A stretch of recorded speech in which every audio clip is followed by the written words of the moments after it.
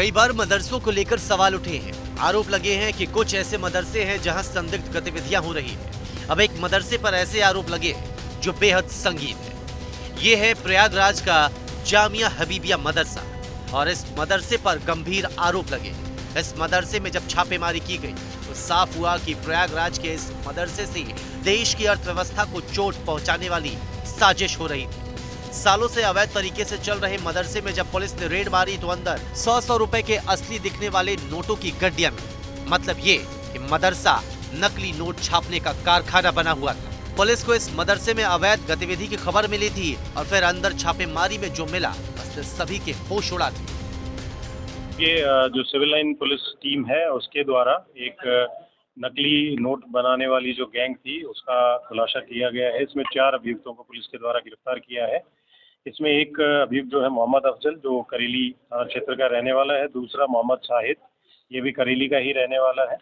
तीसरा व्यक्ति इसमें जाहिर खान है, जो कि मूलतः रहने वाला उड़ीसा का है, लेकिन अभी फिलहाल ये जो मदरसा है एक मदरसा जामिया हबीबिया और जो तरसुइया में है उसमें ये रह रहा था। और तीसरा जो मोहम्मद तफसीरुल आरिफीन, जो कि इस मदरसे का प्रिंसिपल था। इन चारों अभियुक्तों को पुलिस के द्वारा गिरफ्तार किया गया है।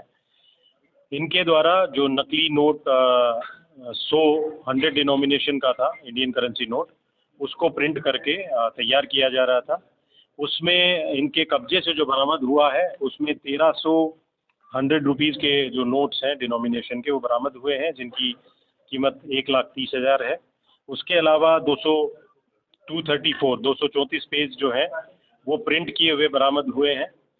इनके कब्जे से प्रिंटर मिला है, इनके कब्जे से स्कैनर मिला है, लैपटॉप मिला है और अन्य डिवाइसेस भी मिली है।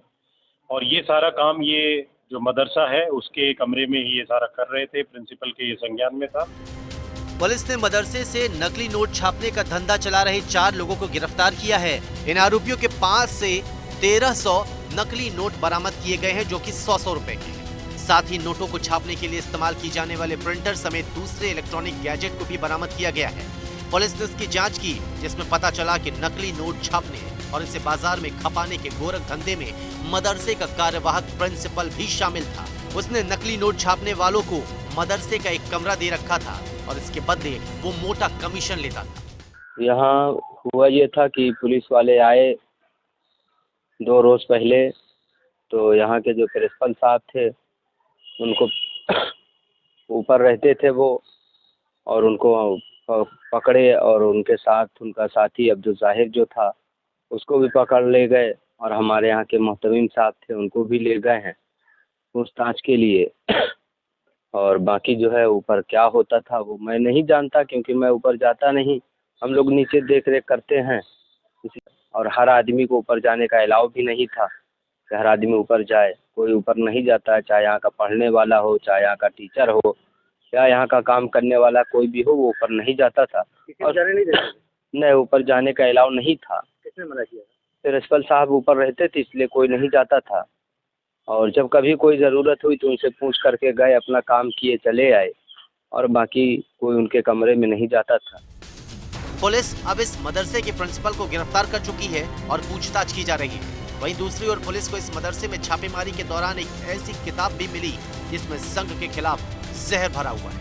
ये किताब महाराष्ट्र के पूर्व पुलिस अधिकारी ने लिखी थी। जिस मदरसे में छापेमारी की गई है वहां पश्चिम बंगाल, उड़ीसा, बिहार और झारखंड समेत कई राज्यों के नौजवान पढ़ने के लिए आते थे। संघ के खिलाफ जहर घोलने वाली किताब की मदरसे से बरामदगी और मदरसे में जाली नोट की फैक्ट्री का क्या कनेक्शन है, इसकी जांच पुलिस कर रही है। पुलिस ये पता लगाने की कोशिश भी कर रही है कि क्या इस मदरसे में पढ़ने वाले स्टूडेंट्स को ये किताब पढ़वाकर रेडिकलाइज किया जा रहा था, क्या उनके दिमाग में जहर भरा जा रहा था।